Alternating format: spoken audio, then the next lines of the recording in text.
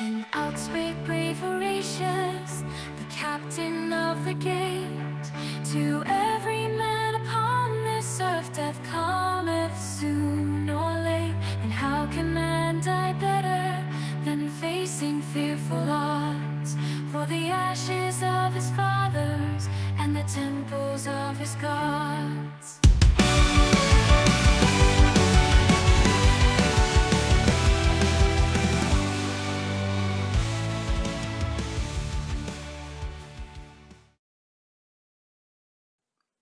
Up until this moment, Marisol had felt as though this whole situation had been a fun adventure, much like the sci-fi fanfics she loved to read. But now, a harsh kind of reality set in, as she was bundled into the back of an armored van before it drove away to destinations unknown. In the rear of the van, Marisol, Blake, JD, Aisling, Varian, and Mina were seated on a metal bench, their hands cuffed behind their backs. Sebakira was curled up on the floor, while half a dozen men and women dressed in urban combat fatigues took up the bench on the other side. One of the men was carrying a black canvas bag. One woman stood out from the rest of the group.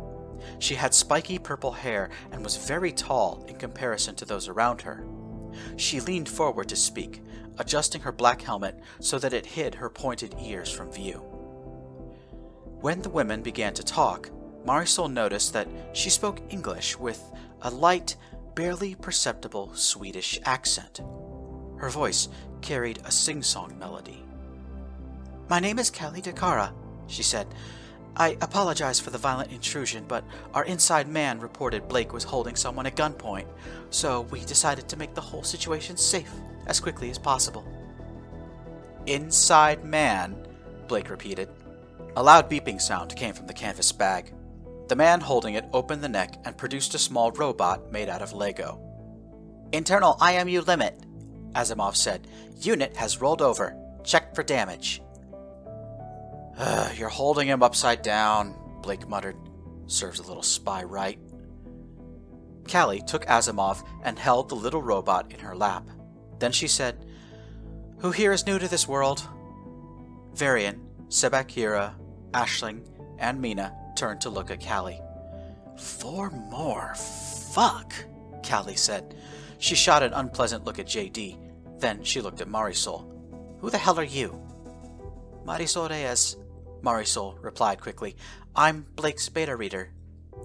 "Okay, Blake emailed me about you," Callie said. Then she addressed the group.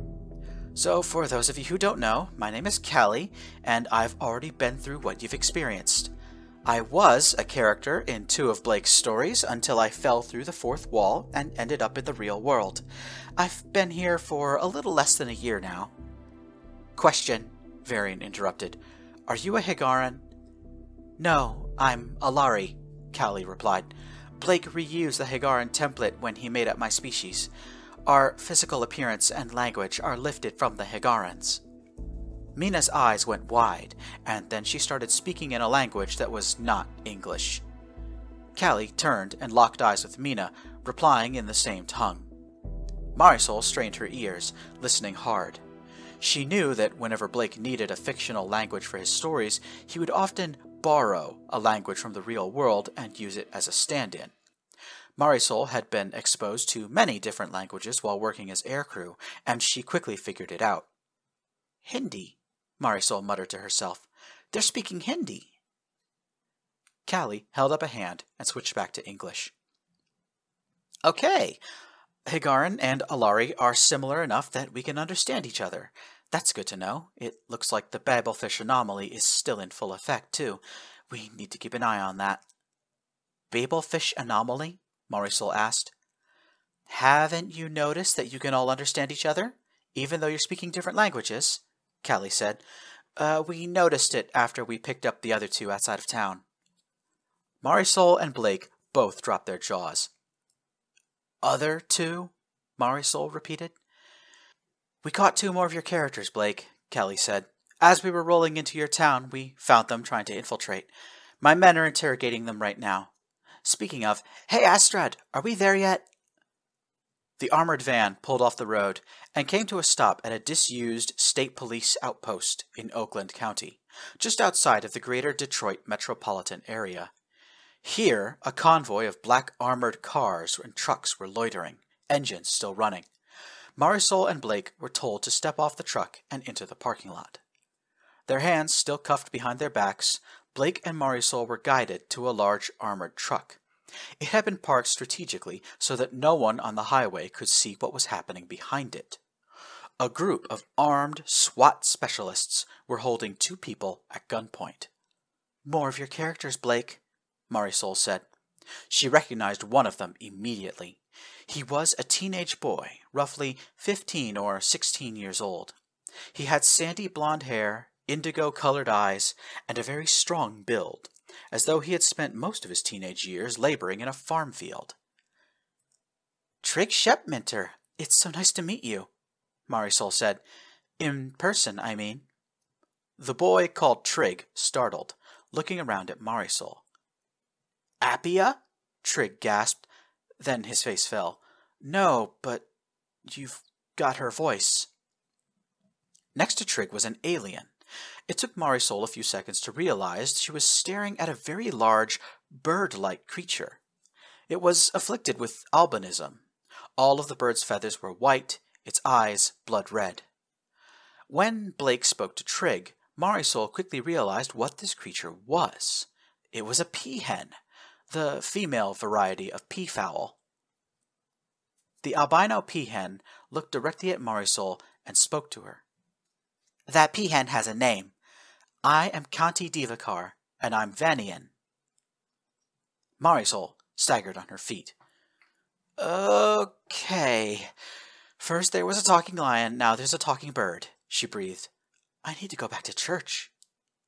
One of the SWAT operatives gestured to Conti and said, "So this bird is another one of your creations, Robinson?" This comment got a rise out of Marisol. "She's not an object. Don't talk about her like that," Marisol snapped. "Hey, these two are both gifted," Blake said. "They're probably having a telepathic conversation this whole time." Callie narrowed her eyes at Trig and Conti. "All right, then. They'll come with us." "Come where?" Marisol asked. "Stockholm," Callie replied, "to Paradox Interactive. I promised I would bring all of you to the Countermeasures Committee to figure out our next move." Both Marisol and Blake protested. "I can't go to Sweden," Marisol said. "My flight back to Manila leaves tomorrow, and my passport is in the hotel back in Flint. I won't have a way to get home." "I can't go to Sweden either," Blake added. "The National Guard is drilling this weekend. If I go MIA, you'll have the entire Michigan State Police out hunting for me." Callie rounded on Marisol and Blake. "The two of you caused this situation," Callie seethed. "Especially you, Blake. Dragging this poor girl into your selfish fantasies, you've got no shame." Callie looked like she wanted to go on, but she was interrupted. 3 state police cars raced past the scene on the highway, lights and sirens on. A moment later, Callie's radio crackled. "Dakara, this is Magnuson. We've got a situation developing in downtown Detroit. There's a mass shooting on Jefferson Avenue. Gunman is using sci-fi weapons consistent with previous reports." Callie signaled the other SWAT operatives. "Everyone load up. We're going to Detroit." Marisol and Blake both raised their voices to get Callie's attention. "It sounds like one of my characters is raising hell over there," Blake said. "In that case, we might be able to help," Marisol added. "Maybe you could uncuff all of us?" Tenna used telekinesis to throw a man off his motorcycle. Then he mounted the bike and revved the engine, roaring down Jefferson Avenue at speed. Her dress billowed in the wind like a parachute. To her left, Tenna saw downtown Detroit. To her right was the Detroit River and the Canadian border. "You found the new person. Where?" Tenna yelled into the mouthpiece of her headset. "Just follow the sirens," a voice replied. "Getting this new person on our side might be out of the question." Nearly 24 emergency vehicles had congregated outside of the GN Renaissance Center, the tallest building in the state of Michigan. Something terrifying was happening here. Just 50 feet away from the base of the tower, a brown-skinned woman with wild gray hair was aiming a laser rifle into the entrance of the Detroit-Windsor Tunnel. Whenever a vehicle emerged from the underground border crossing, she opened fire at it, causing drivers to panic and swerve. Several wrecked cars and trucks were burning nearby. Detroit police officers were firing their own weapons at her, but seemed to be having no effect whatsoever. As Tenna dismounted her stolen motorbike and approached on foot, she heard one of the police officers say, "Message from Lansing. It'll take an hour to scramble the National Guard." "National Guard?" the Wayne County Sheriff replied. "Does the Army know what's happening here?" The strange woman turned away from the tunnel entrance and began firing her laser rifle at the police cars. "Find cover!" the cops yelled. A man and a woman spotted Tenna and ran over to her. Both of these people had hair that was dyed in bright pastel colors and pointed ears. They were Alari characters from one of Macavity 116's stories. The man, Dak Jabassam, pointed at the masked shooter, then yelled to Tenna. "Tell Malum there's no chance in hell we can make an ally out of her," Dak yelled. "She's rogue. She's insane." "She tried to shoot us both," replied the woman. This was Dak's younger sister, Mocha Jabassam. Laser fire raked the scene. Tenna, Dak, and Mocha threw themselves to the ground. The police broke ranks and began to retreat. "Screw this, I'm taking her down," Tenna said. She stood up and threw herself over a burning police car facing this new threat. The woman was Partogan, dressed in a Triple Alliance military uniform from the Second Hyperspace War, one of Blake's oldest stories.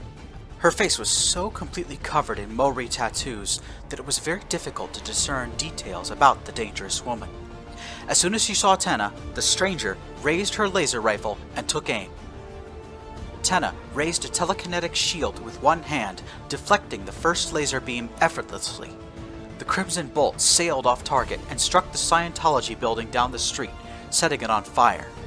Tenna summoned her willpower and put her free hand to her heart. Blue soulfire ignited in her palm, brighter than the inferno around her. "Who the hell are you anyway?" Tenna yelled to her enemy. The woman laughed. It was the high, cold laugh of a psychopath. "What's my name matter to you?" she replied. "Leave me alone if you want to live." Tenna opened her palm and loosed a volley of soulfire. The blue flames shot across the street toward the stranger, only to be deflected at the last moment. A shimmering telekinetic shield materialized in front of the madwoman, and moments later, 4 figures came racing into view. A lioness, a peahen, a girl, and a boy. Sebakira, Conti, Ashling, and Trigg quickly placed themselves between the madwoman and Tenna. Trigg raised his hand and spoke into a cell phone. "We found them," Trigg said. Conti turned around and looked at the madwoman, a sorrowful expression on her face. "Oh no," Conti said. "Shepminter, tell Dakara that the mass shooter in the reports is an old friend of mine, Kailani Kalili."